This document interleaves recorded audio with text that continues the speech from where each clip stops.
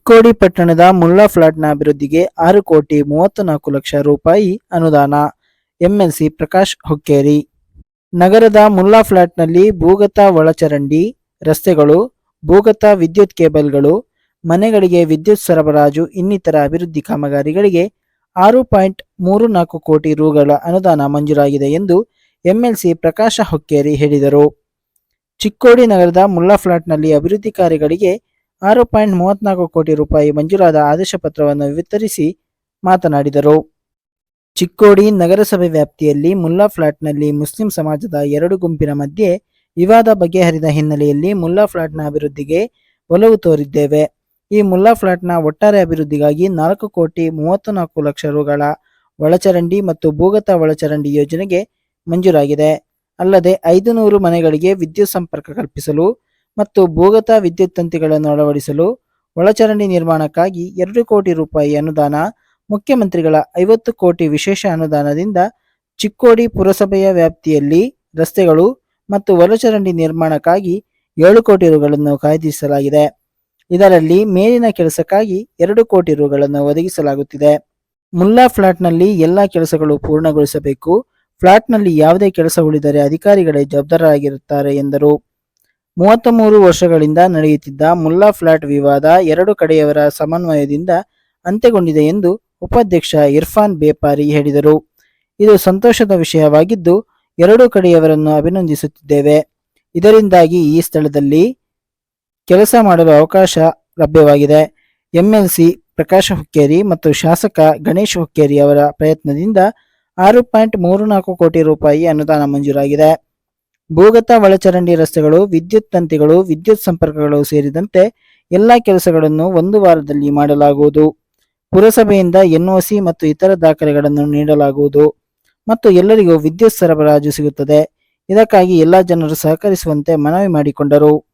ಈ ಸಂದರ್ಭದಲ್ಲಿ ಪುರಸಭೆ ಸದಸ್ಯ ಗುಲಾಬ್ ಹುಸೇನ ಭಗವಾನ, ರಾಮ ಮಾನೆ, ವಿನೋದ ಮಾಳಗೆ, ಮುದ್ದಸರ ಜಮದಾರ, ಇಸ್ಮಾಯಿಲ್ ಡೊಂಗರಕೆ, ಮಾಜೀದ್ ಬೇಪಾರಿ, ಜಾಕಿರ್ ನಾಯ್ಕವಾಡಿ, ಜಮೀರ್ ಪೀರಜಾದೆ, ಯಾಸಿನ್ ಜಮದಾರ, ಮಹಮೂಲಾಲ್ ನಾಯ್ಕವಾಡಿ, ವಾಯಿದ್ ಮುಲ್ಲಾ, ಜಮೀರ ಪೀರಸಾದೆ, ಜಹೀರ ಇನಾಮದಾರ, ಇರ್ಫಾನ ಮುಲ್ಲಾ, ಅಯಾಜ ಬುಕಾರಿ, ಮುನಾಫ್ ದಫೆದಾರ, ಸೀರತ್ ಕಮಿಟಿ ಹಾಗೂ ನೂರ ಮಸ್ಜಿದ್ ಜಮಾತ್ ಸಮಿತಿಯ ಪದಾಧಿಕಾರಿಗಳು, ಸಮಿತಿಯ ಎಲ್ಲ ಪ್ರಮುಖರು, ಮುಖ್ಯಾಧಿಕಾರಿ ಜಗದೀಶ ಇಟಿ, ಇಂಜಿನಿಯರ್ ಮಲ್ಲಿಕಾರ್ಜುನ ಮಹಾಜನ್ ಉಪಸ್ಥಿತರಿದ್ದರು. ವರದಿ bureau news Chikkodi, Praja power TV. ಪುರಸಭೆಯ ವ್ಯಾಪ್ತಿಯಲ್ಲಿ ಮುಲ್ಲಾ ಪ್ಲಾಟ್ ಬರ್ತಿದೆ. ಆ ಮುಲ್ಲಾ ಪ್ಲಾಟದ ಬಗ್ಗೆ ಅವರವರ ಸಮಾಜದಲ್ಲಿ ಅವರವರ ಜಗಳಿತ್ತು.